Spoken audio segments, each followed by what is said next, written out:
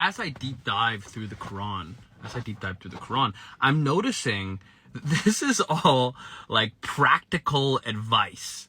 That seems like good practical advice, as if like, don't get mad at me, please. Apparently it's called the Haram Police. But don't get mad at me. But it seems like practical advice from like a father to a son, from the creator to the creation. It legitimately just seems like advice to guide you through life. Maybe this is why like religions call God the Father. Not in a way that God has a baby, but as a way as God is the creator of everything. So like I know, for example, like the Nordics, they would call God the All-Father. It's like the father of all. In other words, the creator of all. Father doesn't have to mean the person that gave you birth. Anyways, I don't know. That's just my thoughts for a second. Don't get mad at me, please. But anyways, check this out. Consider the day when those who misled others will disown their followers. When they face the torment and the bonds that united them will be cut off. The misled followers will cry, if only we could have a second chance.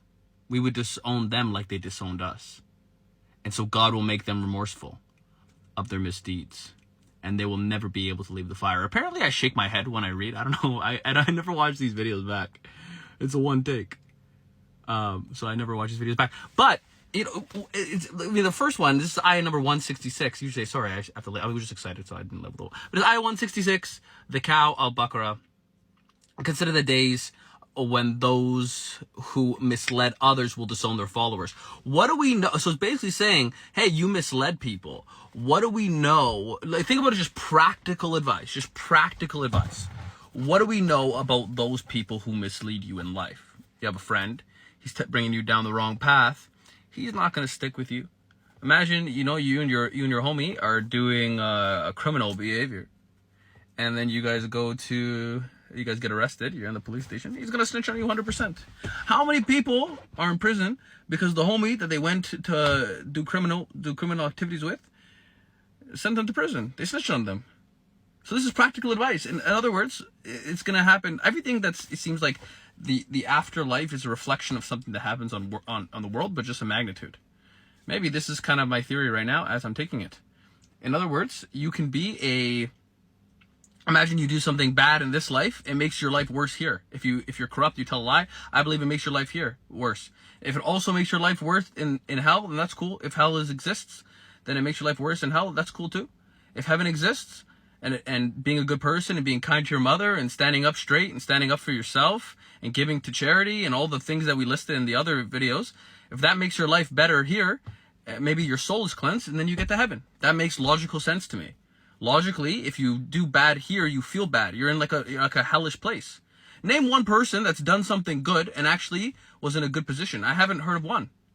Even if you look at all the corrupt leaders, the ones that are the most messed up, the corrupt leaders, they're a little bit crazy. They can't sleep at night. They're tortured by your own soul. Your own soul tortures you. That's a fact. So what I'm saying is that the Quran is giving you practical advice while you're living on earth. Regardless of if you believe it or not, it's true. Regardless if you believe it or not, it's absolutely true. Because even if it's fake, it's true.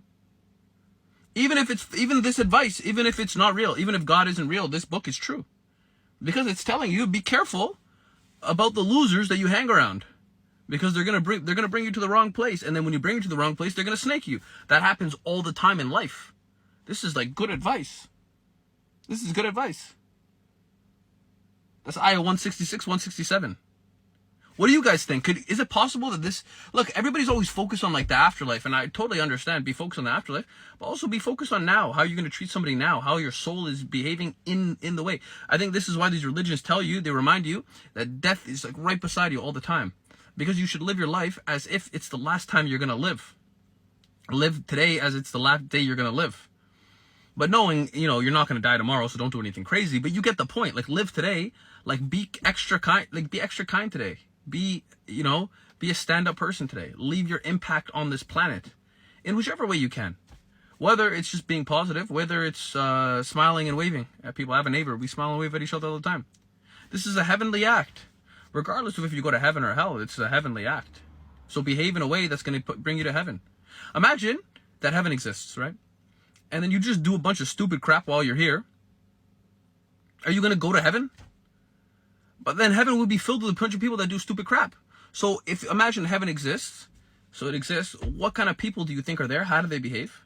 You behave like that. So what kind of people do they behave? It lists you. This is the straight path. So people who are kind, who speak the truth, who give to charity, who pray and meditate, really pray and meditate and connect to the God and the universe all around you. Just you're connecting. What else? Like it just is being really careful about what you do in your life. Don't snake people. Don't rip people off. It puts you in a heavenly spirit. Work your hardest. Live your life better. This is really just practical advice. That's how I feel right now, at least. Enjoy the video. Thank you so much.